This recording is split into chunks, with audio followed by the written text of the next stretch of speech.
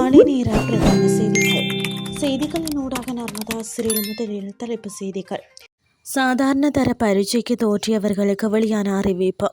கிளிநொச்சியில் காவல்துறை அதிரடி, 12 அதிவேக மோட்டார் சைக்கிள்கள் பறிமுதல். அணுசக்தி விவகாரத்தை கையில் எடுக்கும் அமெரிக்கா, ஈரான் தொடங்கும் பேச்சுவார்த்தை. இனி விரிவான செய்திகள்.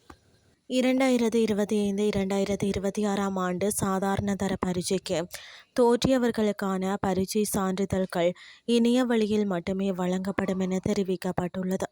பரீட்சைகள் ஆணையாளர் நாயகம் AKS இந்திகா குமாரி லியனிக்கு வெளியிட்டுள்ள அறிக்கையில் இந்த தகவலை தெரிவித்துள்ளார்.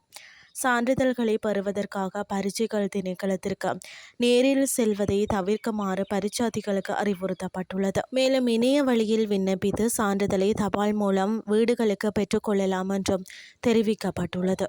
கிளிநொச்சி பகுதியில் பொதுமக்களுக்கும் போக்குவரத்திற்கும் இடையூறு விளைவிக்கும் வகையில் அதிவேகமாக பயணிக்க மோட்டார் சைக்கிள்களை கட்டுப்படுத்தும் நோக்கில் போக்குவரத்து காவல்துறையினரின் விசேட அதிரடி வீதி சோதனை நடவடிக்கை முன்னெடுக்கப்பட்டது.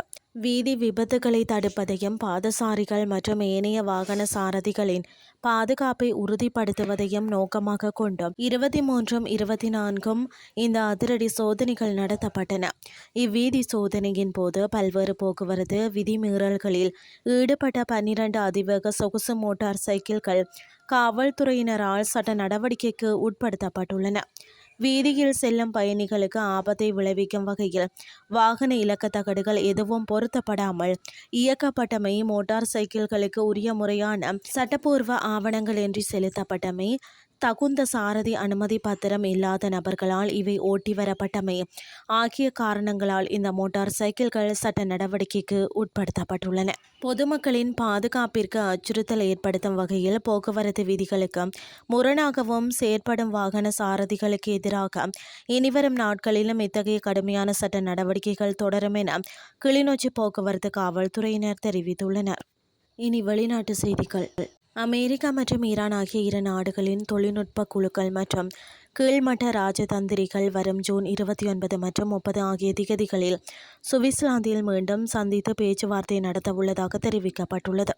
அமெரிக்க வெளியுறவு அமைச்சர் மார்க்கோ ரூபியோ இதனை தெரிவித்துள்ளார். இந்த வரவிருக்கும் புதிய சுற்று பேச்சுவார்த்தையானது பிரதமராக ஈரானின் அணுசக்தி செறிவூட்டல் தொடர்பான கேள்விகளுக்கு தீர்வு காண்பதை நோக்கமாக கொண்டு அமையவுள்ளது. ஈரான் எந்த ஒரு சூழ்நிலையிலும் அணு ஆயுதத்தை உருவாக்குவதை அமெரிக்கா விரும்பவில்லை. இருப்பினும் தற்போதைய ராஜதந்திர பேச்சுவார்த்தைகளில் அணு ஆயுதங்களை இலக்கு நோக்கி செலுத்தும் ஏவுகணை விநியோக கட்டமைப்பு அல்லது பாலிஸ்டிக் ஏவுகணைகள் குறித்தோ விவாதிக்கப்படவில்லை.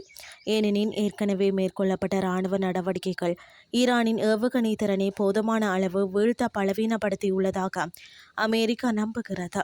எனவே தற்போதைய சூழலில் அணுசக்தி விவகாரத்தை மட்டுமே அமெரிக்கா கையில் எடுத்துள்ளதுடன் அமெரிக்காவின் பார்வையில் இதுவே தற்போது தீர்க்கப்பட வேண்டிய மிக முக்கியமான மற்றும் அவசரமான விவகாரமாகவும் கருதப்படுகின்றமை குறிப்பிடத்தக்கது. இத்துடன் செய்திகள் யாவும் நிறைவடைகின்றது. அடுத்த இரவு 8:30 எதிர்பாருங்கள். நன்றி.